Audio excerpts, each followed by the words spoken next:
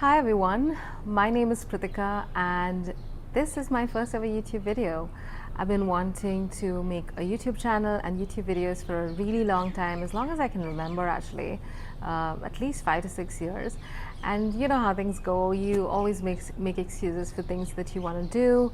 I have a new job, my kids are too young, we're moving houses, the economy is bad, I can think of all sorts of excuses to not do the things that I really want to do just because I'm scared to try something new. So my latest excuse was that the mic for my phone was actually not working, and because of that, I told myself I can't start a YouTube channel. My phone's broken, and I never spoke about this to anybody. And 2 days later, my husband purchased a brand new iPhone for me with cinematic video and all of the bells and whistles. Bless him. But that's when I was like, okay, enough of making excuses. This is a sign for you to actually go out and put yourself out there and see what happens. And so here I am. And I've been thinking a lot about what kind of videos I want to make. And one of the easiest places that I can start is actually book reviews, just because I read quite a bit, and I always want to talk about the books that I read with people, but I don't really have a lot of people around me who read a lot. I am a part of a book club, but this actually book that I read was a part of that book club, and that's how I found out about the book. So it's been a few weeks since I read the book, so I hope I remember all of the details, but it's written by the author called Lucy Foley. She's written a bunch of other mystery-ish kind of books, and at the back of the book they actually equate her writing to Agatha Christie.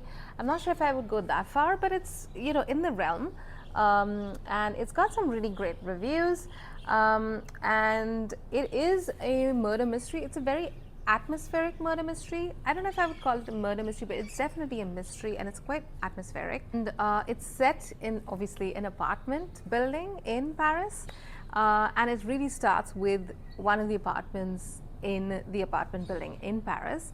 The main character of the book is somebody called Jess, and Jess is a complex character. Like, initially, I didn't particularly like her. I felt like she had a little bit of a victim mindset, where she was blaming other people constantly for things that were happening to her. And I don't really like characters in books that tend to do that. But as the book progresses, you start to realize actually what she's gone through and what her history is like and where she's coming from. And you slowly start to build empathy for her, and by the end of the book, you're kind of rooting for her. So I like that when that happens in books. So Jess is in a bit of trouble. She's been in and out of foster homes all her life, and she's really learned to survive on her own.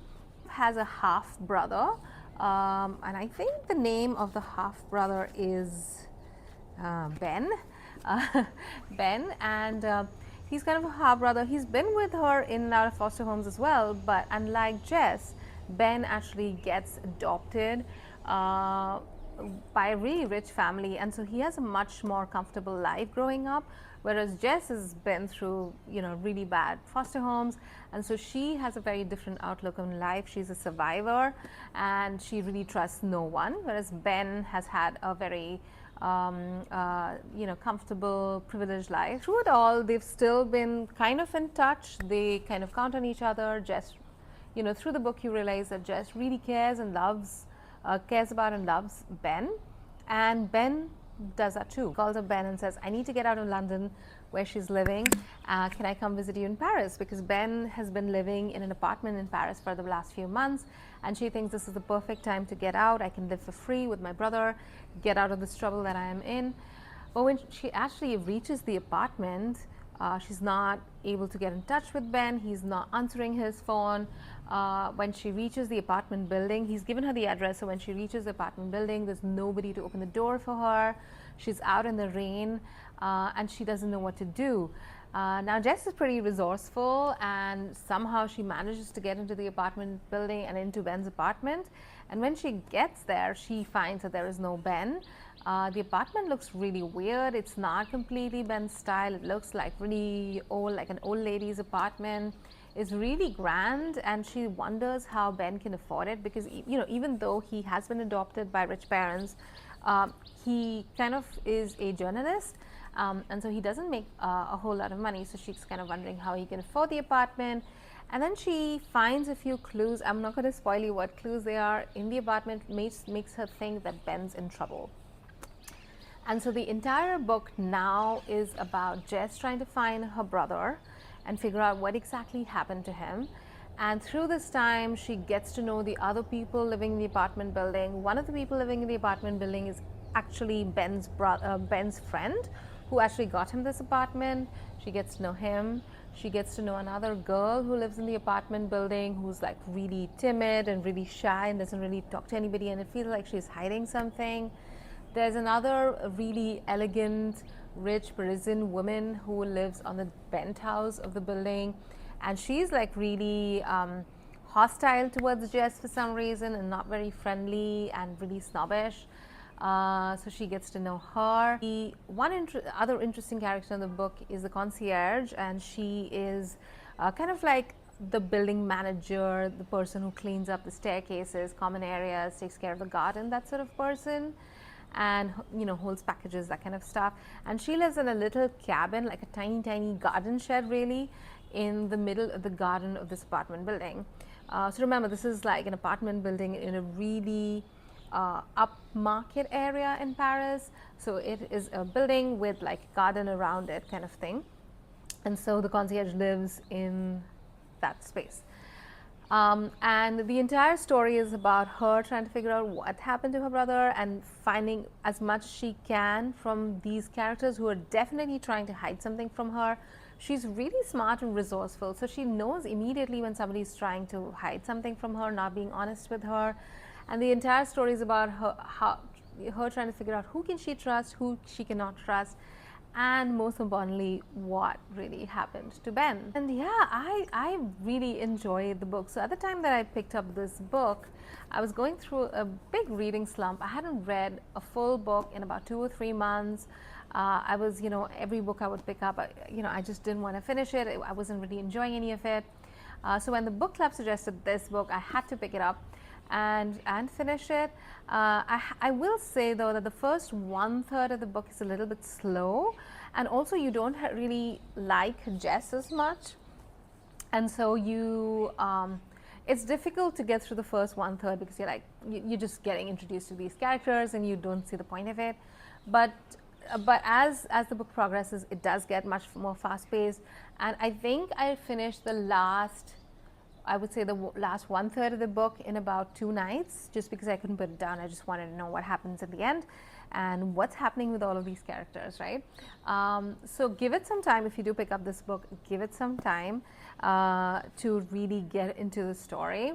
The things I really enjoyed about this book was it was really atmospheric. So even though it is set in Paris, which is like a really crowded, bustling city, the apartment is in this really upscale, upmarket area. It's really isolated from the rest of the street. The building is set sort of back from the street. And so the book really takes place just in that apartment building, and you feel quite isolated, and it's rainy outside, and it's dark, and it gets cold.